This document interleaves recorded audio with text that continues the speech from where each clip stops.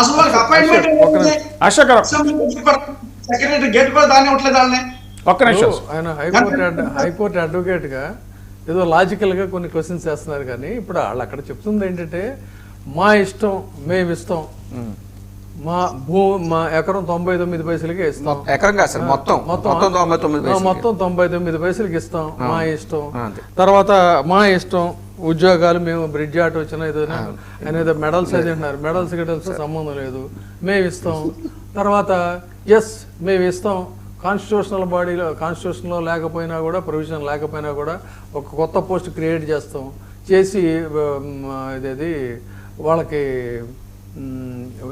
ఇది ఇస్తాం, ఏంటి మినిస్టర్ హోదా లాంటిది, క్యాబినెట్ ర్యాంక్ ఇస్తాం, మా ఇష్టం మేము చేస్తాం అన్నట్టుగానే చాలా కార్యక్రమాలు జరుగుతున్నాయి. అంటే దిస్ ఈజ్ కాల్డ్ లీగల్గా చెప్పాలంటే అబ్యూజ్ ఆఫ్ పవర్. ఈ అబ్యూజ్ ఆఫ్ పవర్ అనేటువంటి దానికి ఇంతకుముందు ప్రభుత్వాలకు వెరపు ఉండేది.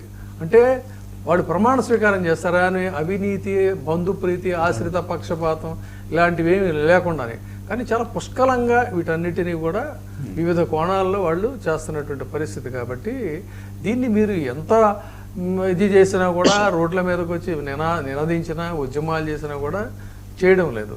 సో ఈ అబ్యూజ్ ఆఫ్ పవర్ అనేది ప్రతి ఫ్రేమ్లో కూడా చాలా స్పష్టంగా రిఫ్లెక్ట్ అవుతా ఉంది. ఈ ప్రెస్ మీట్ అంశాన్ని క్లోజ్ చేసాం సార్. ఒక ఆసక్తికరమైన ప్రశ్న ఒకటి రిపోర్టర్ అడిగారు.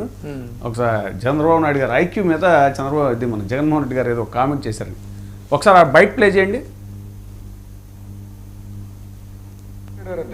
లేకుండానే 372 ఉద్యోగాలు. నేను అడుగుతామన్నా అసలు పివి సింధుకు ఈ 372 మంది ఉద్యోగాలకు స్పోర్ట్స్ కోటాలు ఇచ్చిన దానికి ఎలా పోలిక తేగలుగుతారు? ఐక్యూ మీద పివి సింధు అనేది ఒక ఎక్సెప్షనల్ కేసు. సరే, మనం ఇంకో టాపిక్ వెళ్దాం సార్. మరొక అంశం దీన్ని కంక్లూడ్ చేస్తాం. ఆంధ్రప్రదేశ్ రాష్ట్రంలో నారా లోకేష్ గారు కానీ, చంద్రబాబు నాయుడు గారు కానీ అంతా నా ఇష్టం, అడిగేది ఎవడరా అంతా నా ఇష్టం, ఇదే వాళ్ళ పరిపాలన తీరు. ఇది వినాశకాలే విపరీత బుద్ధి కింద తయారైంది. వాళ్ళు మీరు అడిగారు ఇందాక ఏ రకంగా ఏది కావాలంటే అలాగా, మీరు విశాఖపట్నంలో ఇంత ఖరీదైన భూములు ఎందుకు ఇస్తున్నారని చెప్పి లోకేష్ గారిని అడిగితే అధికారం అనేటువంటి అహంకారం తలకెక్కినటువంటి లోకేష్ గారు ఏం చెప్పారు? అంతా ఇచ్చేస్తాను 99 పైసలు, ఒక్క ఎకరం కాదన్నారు. ఈయన సొత్తా, వీళ్ళ బాబు గారి సొత్తా, వీళ్ళ తాతగారి సొత్తా విశాఖపట్నం భూములు, ఆంధ్రప్రదేశ్ రాష్ట్రంలో ఉన్నటువంటి భూములు? అది ఒకటి. రెండోది, ఈ డిఎస్సి ప్రక్రియలో కూడా అసలు డిఎస్సి ప్రక్రియ మొదలైన తర్వాత జీవో నెంబర్ 4 ఎందుకు వచ్చింది, జీవో నెంబర్ 47 ఎందుకు వచ్చింది, జీవో నెంబర్ 56 ఎందుకు వచ్చింది? ఈ మూడింటికి సమాధానం చెప్పండి. వీళ్ళు ఎలా తయారయ్యారంటే అసెంబ్లీలోనేమో పెద్ద పుల్లని డైలాగులు కొడతారు, శాసన మండలికి వెళ్ళినప్పుడు మాత్రం పిల్లులు అయిపోతారు. ఏ శాసన మండలిలో నిలబడి సమాధానం చెప్పే అంత ధైర్యం ఎందుకు చేయట్లేదు నారా లోకేష్ గారు? పైపెచ్చి ఒక ఎల్ఓపిగా బొత్స సత్యనారాయణ గారు శాసన మండలిలో ఉంటే అంత స్థాయి నాయకుడిని పట్టుకుని అనరానటువంటి మాటలు ఎందుకు మాట్లాడాలి అచ్చెన్నాయుడు గారు? అంటే ఆయన మాట్లాడితే అందరూ రియాక్ట్ అవుతారు, టాపిక్ డైవర్ట్ అవుతుంది. ఎంతసేపు టాపిక్ డైవర్షనే లక్ష్యం, కానీ అడిగినటువంటి ఒక్క ప్రశ్న సరైన సమాధానం లేదు. మాట్లాడితే చర్చకు రమ్మని చెప్తున్నారు, చర్చ మేము రెడీగా ఉన్నాం చర్చిస్తామని చెప్పి అభ్యర్థులు అడుగుతున్నా, ఎక్కడ మాట్లాడటం తీరలేదు. సరే, దీని అన్నిటికీ సమాధానం ఏంటి అని మీరు ఇందాక నన్ను అడిగారు.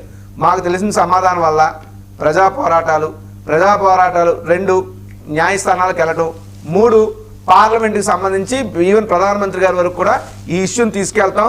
ఎలాగైతే ఇప్పుడు జోడాలు నిన్న విశాఖపట్నంలో కూర్చుని మంత్రులకి, ముఖ్యమంత్రికి, ఉప ముఖ్యమంత్రి లేఖలు రాశారో, అవసరమైతే డిఎస్సి మీద పోస్ట్ కార్డుల ఉద్యమం కూడా చేస్తాం.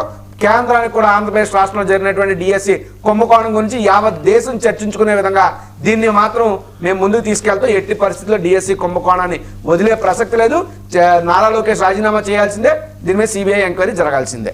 సార్, ఇంకా మరో అంశం, బీసీ రిజర్వేషన్లు తాజాగా చాలా ఘనంగా ప్రకటించారండి. దాని మీద అసెంబ్లీలో మంత్రులు ఆవిడ సవిత కూడా చాలా ఘనంగా, మేము చాలా హ్యాపీగా ఫీల్ అవుతున్నాం, 34% రిజర్వేషన్ అని. అయితే ఆయన చంద్రబాబు నాయుడు గారు అసెంబ్లీలోనే అన్నారు,